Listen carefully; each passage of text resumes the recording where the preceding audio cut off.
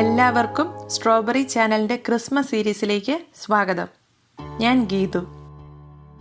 ഇന്നൊരു variety chicken fry റെസിപ്പിയുമായാണ് ഞാൻ വന്നിരിക്കുന്നത്.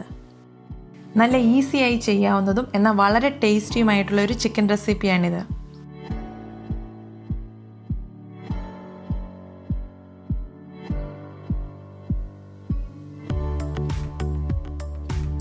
റെസിപ്പിയിലേക്ക് കടക്കുന്നതിന് മുന്നേ നിങ്ങൾ ഈ ചാനൽ ആദ്യമായാണ് കാണുന്നതെങ്കിൽ സബ്സ്ക്രൈബ് ചെയ്യാൻ മറക്കരുത്.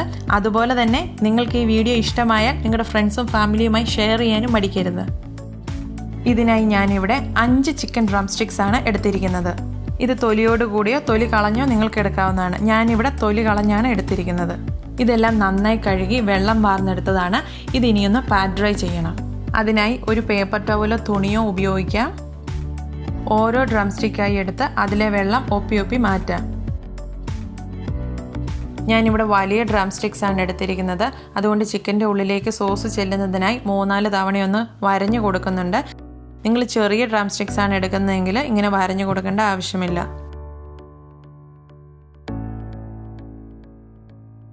അടുത്തതായി ഇതിലേക്ക് വേണ്ട സോസ് തയ്യാറാക്കാം. അതിനായി ഒരു ബൗളിലേക്ക് ഒരു പകുതി നാരങ്ങയുടെ നീര്, ഇഞ്ചി ചതച്ചത് 2 ടേബിൾ സ്പൂൺ, വെളുത്തുള്ളി ചതച്ചത് 1.5 ടേബിൾ സ്പൂൺ, കുരുമുളക് പൊടി 1/2 teaspoon, chilli sauce 1 table spoon, Soy sauce 5 table spoon. ഇവയെല്ലാം ചേർത്ത് നന്നായി മിക്സ് ചെയ്തെടുക്കാം.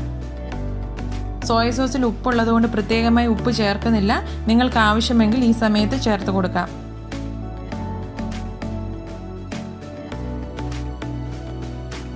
ഇനി ഓരോ ഡ്രംസ്റ്റിക്കായിട്ട് സോസിൽ തിരുമിയെടുക്കാം.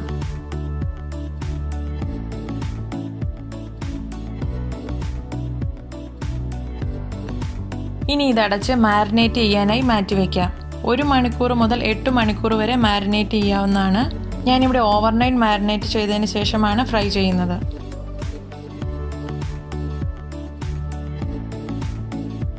ഇനി ചിക്കൻ ഫ്രൈ ചെയ്തെടുക്കാം.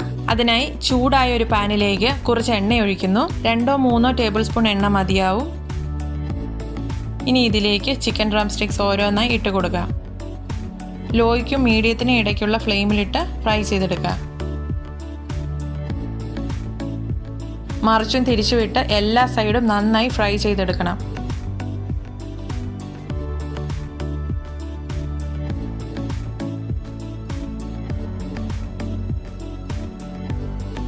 ഇപ്പോൾ എല്ലാം നന്നായി ഫ്രൈ ആയി വന്നിട്ടുണ്ട്. ഇത് നമുക്ക് പാനിൽ നിന്ന് മാറ്റാം.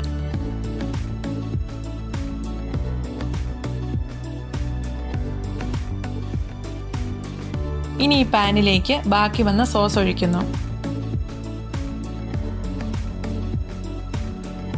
ഇതിലേക്ക് 3 ടേബിൾ സ്പൂൺ തേൻ കൂടി ചേർക്കുന്നു.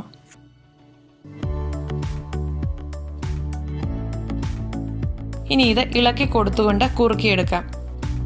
2 മിനിറ്റ് കൊണ്ട് കുറുകി വരും.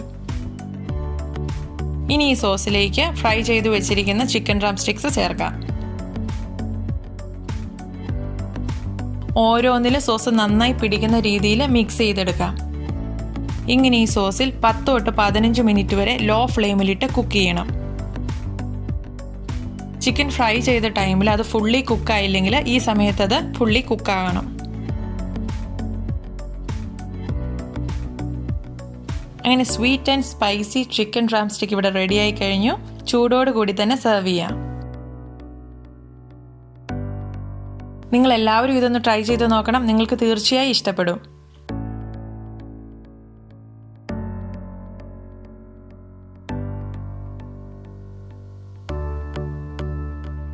Thank you for watching. പുതിയൊരു വീഡിയോയുമായി ഉടൻ കാണാം. Bye bye. Take care.